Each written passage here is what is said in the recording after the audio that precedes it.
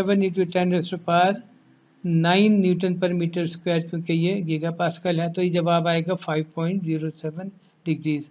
ये जवाब कैलकुलेटर पर तो 0.0885 आएगा, मगर जब आप इसको 57.3 से मल्टीप्लाई करेंगे तो वो डिग्री में कन्वर्ट हो जाएगा। सिर्फ क्रॉस चेक करने के लिए हमने ये किया कि स्टील का भी फी कैलकुलेट कर लिया, तो वो भी बिल्कुल एग्जैक्टली वही आ गया, और जो कि आना भी चाहिए क्योंकि ये हमारी एक शर्त थी कि ये जो एंगल ऑफ ट्विस्ट है वो दोनों बराबर है। अच्छा, इससे अब आपको अंदाज़ा हो गया होगा कि जो स्टैटिकली इंडिटरमिनेट केस सॉल्व करने का तरीका बिल्कुल वही है जो कि एक्सियल मेंबर में हमने देखा था कि हमने उसकी डिफॉर्मेशन स्टडी करके और हमने एक इक्वेशन और निकालनी है। Thank you very much. उम्मीद है आपको ये वीडियो पसंद आई होगी। तो हम अभी सब्सिक्वेंट वीडियो भी अपलोड करते रहेंगे।